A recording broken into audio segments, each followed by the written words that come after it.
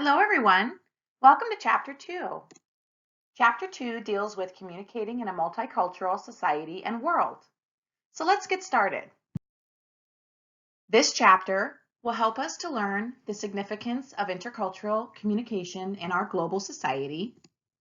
We will also look at how and why the U.S. society has evolved from a melting pot philosophy to a philosophy that deals more with cultural pluralism. Also, we will look at various attitudes toward diversity. In addition, this chapter will help us learn about the influences on cultural identity and the differences between a culture and a co-culture. Also, we will look at 5 dimensions of cultural variability that will help us to better understand variations in cultures. Also, we will look at the way in which technology brings diversity into our lives more than ever before. And finally, we will identify techniques and strategies so that we can reduce the strangeness of strangers and become more comfortable and competent with multicultural communication. So let's get started.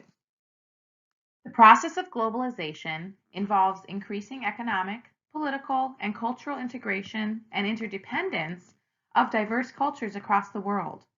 What this means is that there are many people nowadays, millions and millions, who are migrating to other countries in order to seek a better life for themselves and their families, for education, or for corporate advancement. Because we live in a globalized world, it is extremely important that we learn how to communicate effectively with people from all different walks of life and different backgrounds. Diversity acknowledges that we live in a society with people who belong to lots of different cultural groups, and that we can recognize that each person brings their unique values to the table, and that every person's culture is valuable, not only to them, but also to our general society. Learning about other people's cultures helps us to learn new skill sets, new languages, and helps us to develop our sense of global thinking so that we can really be a good communicator across lots of different cultural situations. Multiculturalism deals with engaging and respecting people of different cultures, and being a multicultural communicator implies that we are going to be able to take people for who they are rather than seeing them as representatives of their group. We want to see people as individuals and try to get to know people for who they are, with an understanding that their cultural values are different than ours, and that can shape the way that they communicate.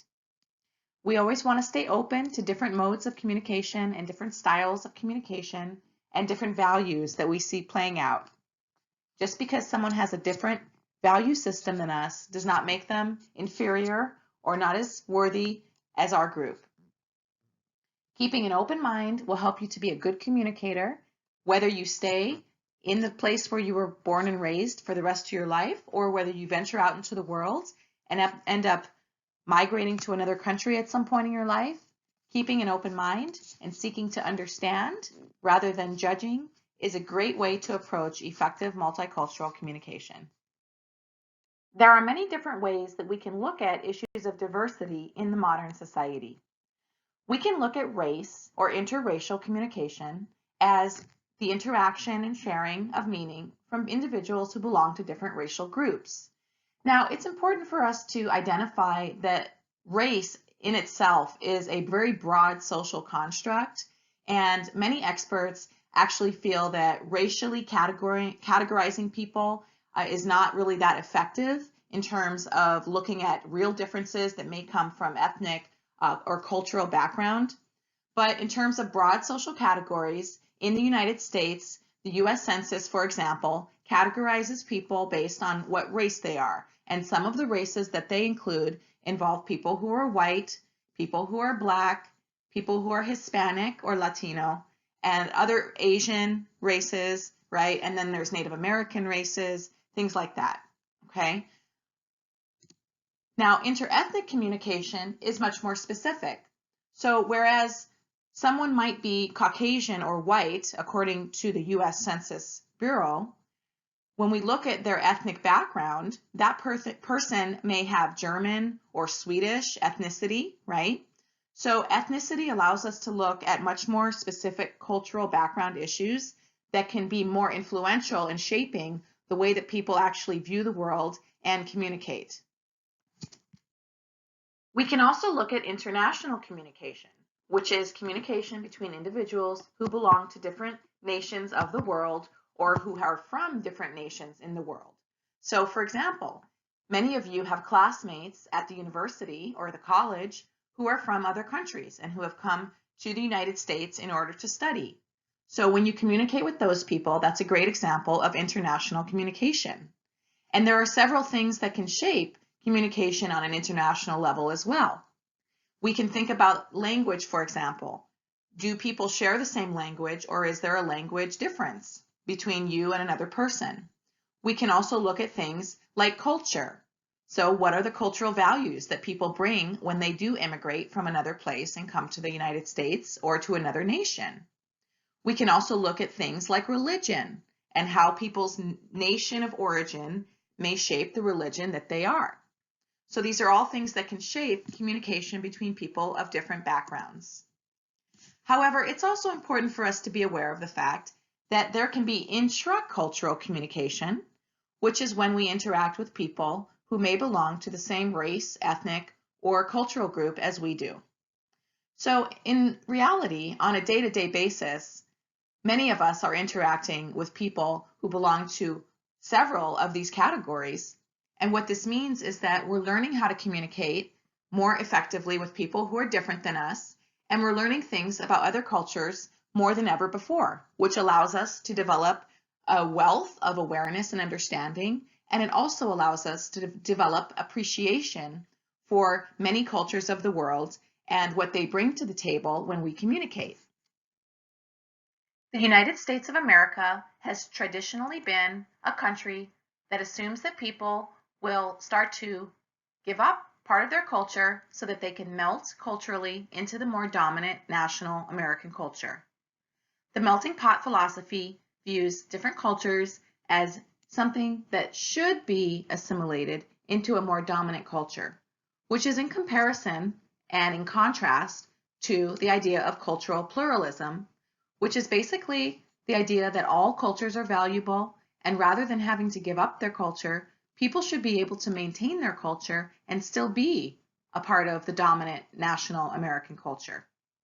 In the last 20 or 30 years, we've seen more of a surge of cultural pluralistic values whereby people are celebrating their various cultural differences instead of trying to eliminate or hide or wipe out the unique cultural values that define them.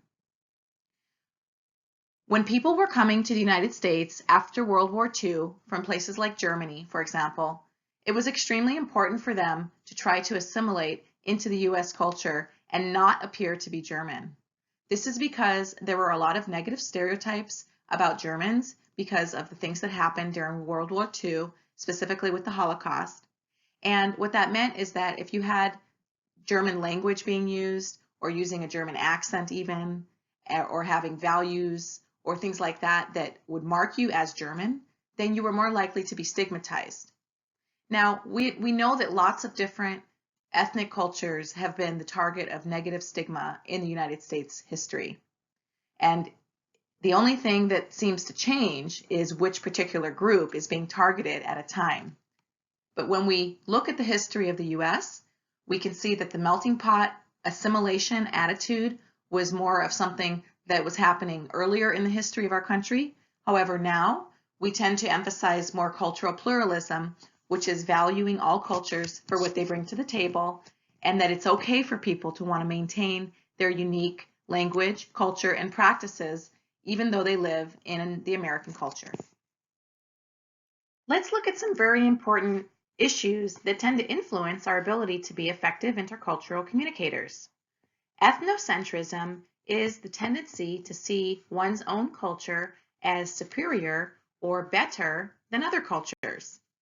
Obviously, if we walk around thinking that our culture and our race and the groups that we belong to are superior to other cultures, then we will probably be challenged by effective intercultural communication because we will probably not treat people with the same respect, and dignity that we would like to be treated with ourselves.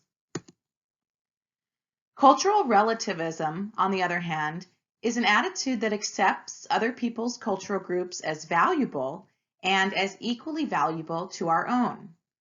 When we have a culturally relative attitude towards difference, we accept that people bring lots of differences to the table, and we look at those kinds of differences as valuable rather than something that can impede effective communication. Prejudice is having a positive or a negative attitude towards people belonging to certain groups. And oftentimes, prejudice is formed through stereotypes. Stereotypes are beliefs about groups of people that are based on limited evidence. It's very easy for people to develop stereotypes and prejudice and ethnocentrism when they grow up in homes or in communities where they are not exposed to very much difference, or they see people modeling ethnocentric attitudes or saying things that are prejudicial or talking about negative stereotypes about groups. In addition, sometimes a stereotype might be formed based on one interaction that we've had with a person belonging to a certain group. So it's very important for us to make sure that we allow ourselves to have the kinds of interactions that give us exposure to lots of people from a variety of backgrounds so that we can avoid developing negative stereotypes about people based on these group memberships. Also, it should be stated that the mass media in the modern society does a good deal to promote stereotypes about certain groups. Typically speaking, stereotypes about African Americans in the media are more negative and tend to relate them as being related to crime or drug use or things like that. Also, we tend to see the model minority stereotype playing out oftentimes in the media with regard to Asians. Some groups don't even receive hardly any representation in the media. So we can look, for example, at people with disabilities or at Latin Americans or other groups belonging to lots of other ethnic and cultural backgrounds that perhaps do not receive much attention at all in the mainstream media. The media uses stereotypes to entertain people and to keep people's attention. However, we must be aware of the negative impact that media can have on our ability to see people for who they are as individuals rather than as representatives of their group. Developing media literacy is the process of learning to be critical about the kinds of media that we consume. And this is a very good skill to develop because it will allow you to make choices about the attitudes and beliefs that you want to carry around so that when you communicate with people multiculturally, you can be more effective. These kinds of skills will assist you tremendously in your professional interactions, your relationships with others, and in your personal growth. Some of the different kinds of cultural identity influences that shape who we become relate to various types of group memberships. So, for example, we all belong to a certain gender role or a gender membership, and oftentimes in the world that we grow up in, the communication that people have with us or the way that we are treated may be based on our gender. So, for example, you can think only at the hospital when people are being brought home. They put little girls in pink blankets and little boys in blue blankets. And that is the beginning of a long cultural cultivation that takes place in gender identity roles for boys and girls. Likewise, we can look at things like toys and the way that toys are gendered in terms of the types of activities that the toy characters are engaging in. We can look at the colors that are being used. We can look at lots of other types of things that give children messages about what it means to be a little boy or what it means to be a little girl in the society we live in. We can also look at different racial and ethnic backgrounds and how they may shape our identity. Some of us have grown up having a very developed sense of our ethnic heritage. This is oftentimes passed down from parents and grandparents to the next generations through language, religion, food, music, clothing, artifacts, artwork, And in the Hawaiian culture, we see that there's a huge legacy of passing down all of the family names and history and the history of the islands through chants and through hulas and dances and things like that. So these are different ways that people are able to identify with their ethnic backgrounds. Some people don't know very much about their ethnic backgrounds and what that means in terms of their culture. And so if you don't know about your different ethnic backgrounds, I encourage you to seek out information from the people in your life who do know about your ethnic and cultural backgrounds so that you can at least do your own independent research to try to learn about the kinds of things that the people in your ethnic groups went through in terms of world history, immigration, challenges, and things that they overcame in order to immigrate or in order to become strong and successful people within the cultures that they lived. We might also have our identity based on religion. Many people are raised with a religious identity, and this can shape a lot of things in terms of how people view the world, what is considered to be acceptable behavior between which kinds of people and in what situations. And so religion is also something that tends to connect people on a more spiritual level to the universe, to each other, perhaps to their families, right? So religious identity is something that tends to influence people. But it must be stated as well that religiosity as a whole, which is of course the process of people attending churches and things like that, when we look at it from in the West, in places like the United States or in Germany or France, we tend to find that religiosity and religious involvement is at an all-time low. So this is also something that will be shaping modern identities because it's perhaps the case now that religious identity does not tend to play as much of an important role in people's lives as it may have in the past, especially within the media-saturated U.S. society. We can also look at the socioeconomic identity with which we come from and which we live. Socioeconomics deals with our economic background, which is a combination of education, income, and the social resources and networks that we have that we're able to access in order to become full, successful people. Socioeconomic identity can shape the way that we view the world, it can shape the way that we communicate, and it can shape the way that we view other people who belong to this background or these backgrounds as well. Finally, we should be aware of the fact that our national identity can definitely shape the way that we view communication and the way that we expect to communicate with each other. In general, national identity has an overarching cultural background that can shape the way that people relate to each other, but most national cultures also have many subcultures that exist within the larger culture. And so these subcultures may have their own unique communication trends or habits that perhaps don't align perfectly with the national identity. We're going to talk about some different cultural values on the next several slides that will help to unpack some of these differences a little more clearly.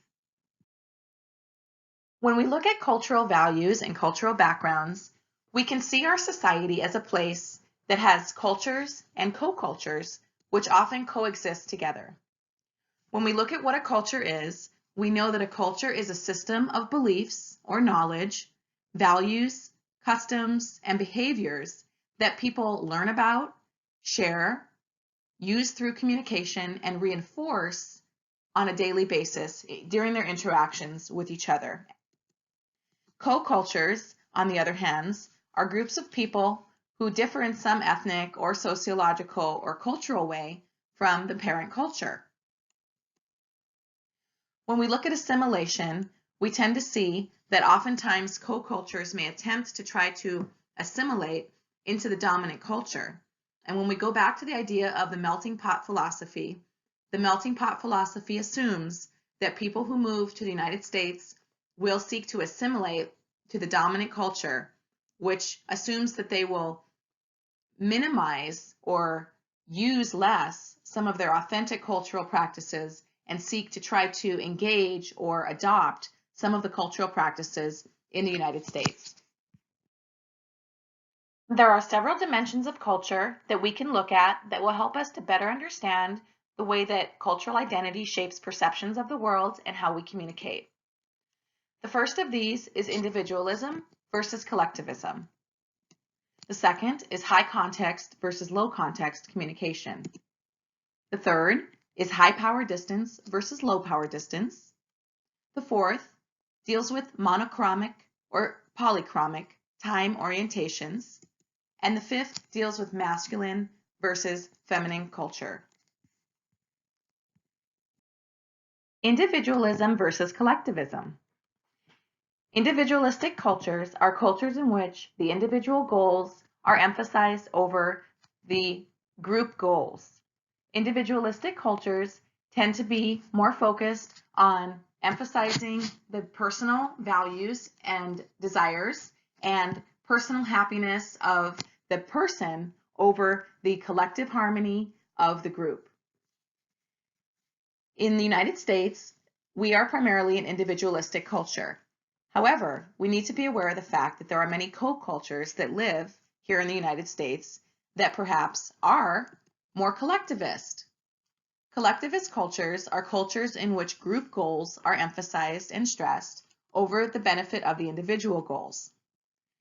Collectivist cultures tend to have more of an aversion to conflict, and they also tend to be much more indirect about their way of communicating, especially about issues related to conflict or things which could cause the group system to break down.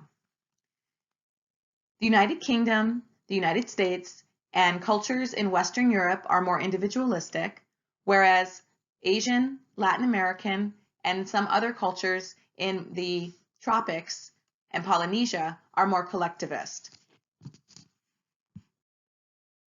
We can also look at high context versus low context communication. High context communication deals with implicit tradition-bound communication that relies on people using indirect cues to communicate a message rather than direct, explicit communication and speech.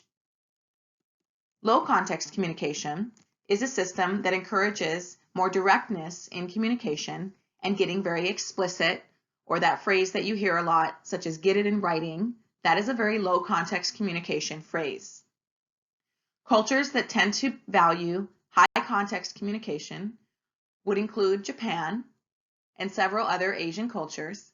However, low context communication is more of the norm in more Western cultures like the United States. High power distance versus low power distance. High power distance cultures are cultures that tend to communicate in ways that emphasize or maintain a power difference between subordinates and superiors. High power distance cultures expect that there will be established power differences between people, especially when we're looking at hierarchy. And in this way, the high power distance cultures expect that subordinates should communicate in a way that is extremely respectful to their superiors. Low power distance cultures are cultures that believe that power should only be used when it's legitimate, and there tends to be more of an informal communication interaction that can characterize dynamics between people in which there are power differences when people live in low power distance cultures. For example, a low power distance culture would be one like the United States, where it could be considered acceptable for you to refer to your professor by their first name. However, in a high power distance culture, referring to a professor by their first name or referring to a doctor by their first name or anyone who's in a position of authority would be considered to be highly disrespectful and very inappropriate. All of these things can significantly shape the way that we communicate, and so it's very important for us to be aware of how people view communication differently based on cultural backgrounds. Monochromic versus polychromic time orientation. Monochromic time orientation happens in cultures where people schedule time carefully, they prefer to complete an activity first before beginning another, and they consider time to be something that is fixed and that should be used carefully to maintain schedules and to stay on track. Polychromic time orientation is more of an orientation that deals with time in a more flexible way. People view time in a more fluid way. And because of this, it can shape the way in which people adhere or attend to different scheduled events, what time people show up when there's a dinner invitation, and whether or not people get into various types of misunderstandings that could be based on time. So, for example, in Europe or in North America, we are very monochromic. We tend to think of time as something that is a valuable commodity. You might hear phrases such as wasting time, saving time, spending time. These are all phrases or value orientations that emphasize that time is something that we carefully manage in our society. However, in other places, you may notice that when there's a dinner invitation that goes out for, let's say, 6 p.m., perhaps people don't even start showing up until 6:30, 6:45, maybe 7 p.m. In Hawaii, we have our own polychromic time orientation, which we all know as Hawaiian time, right? So in the sense that culture does influence communication, we can see how the cultural values of the Hawaiian Islands has also shaped that orientation to time. Now, in most institutional settings, we do adhere to a fixed time schedule in terms of appointments and classes ending on time and things like that. But it is interesting to look at the way that we view time and the way that people prefer to interact with time, because there are definite communication implications that can lead to challenges when people have different time orientations. Masculine or feminine cultural values. Masculine cultures are cultures that tend to value more fixed gendered roles, so men and women are expected to maintain their culturally appropriate positions in their society, and masculine cultures also value aggressiveness, strength, and material symbols of success. Cultures that have masculine-feminine culture would include Japan and Italy. However, feminine cultures are those that tend to value tenderness and relationships over material success and strength. Some feminine cultures that you may know of exist in places like Sweden, Norway, Thailand, or the Netherlands. So we can really look at the way that all of these different dimensions of culture can shape the perceptions that people have about what is expected in terms of normal communication, and they can definitely shape perceptions that we have about the communication from people who come from different backgrounds as us. So we want to keep in mind that just because people have different orientations than us doesn't mean that they are not as effective or as valuable in terms of a given communication interaction. We should always strive to treat every person that we meet as an individual rather than as a representative of their group. We should always strive to treat everyone that we meet with respect and with dignity, no matter what their background and no matter what kinds of judgments or stereotypes we may have heard or learned about people. What you'll find if you take the time to get to know people is that every person has their own individual, unique personality, and as human beings, we can oftentimes find many more things in common that we can communicate about and share with each other rather than looking for things that separate us. Throughout this chapter, we have discussed several types of cultural values that can shape the way that we communicate with other people. In general, it's in our best interest to do our best to always refrain from formulating expectations about people based on stereotypes, prejudice, or ethnocentrism. All of us come from different backgrounds. Some of us were raised to be extremely open to people of different backgrounds, and others of us were raised to have judgments and raised to stay away from people who are different than us. So it's in our best interest to really begin to get more conscious about the kinds of thoughts and attitudes that we carry around about people belonging to groups that we have experience with or people belonging to groups that we don't know much about. By educating ourselves about the different types of cultural values, practices, and lifestyles of people from various backgrounds, we can become more competent and less uncomfortable when we find ourselves interacting with people from different backgrounds than us. We should always keep an attitude to understand and always keep an open mind, and we should always try to recognize how our faulty education or perhaps faulty training has potentially impeded our understanding and our ability to be open to people from different backgrounds. We also want to make a commitment to develop effective intercultural communication skills. And what this means is that when we find ourselves communicating with people from different backgrounds, we want to be open, we want to ask questions to learn, and we want to seek to understand rather than seeking to judge or categorize. Thank you for your attention in this lecture. I know that most of you are already communicating multiculturally on a day-to-day basis, so hopefully the things that we've learned here today will just seek to enhance your communication competence or give you some more information about various cultural values that can shape how people communicate. Hopefully you've also been able to learn a little bit more about your own value systems, and you can see how your own value systems have shaped how you communicate. In general, it's always good to stay open, to be kind, and to extend the same courtesy that we ourselves would like to other people. And we can do this by being open and caring and being understanding and seeking to treat people with respect and dignity. Even if we don't know much about them personally and we don't know about their culture, we know as human beings that we can use the universal language of a smile or of a handshake or of attention or any kind of kind gesture like that is something that we can always do to be open and to bridge the distance between people from different backgrounds and ourselves.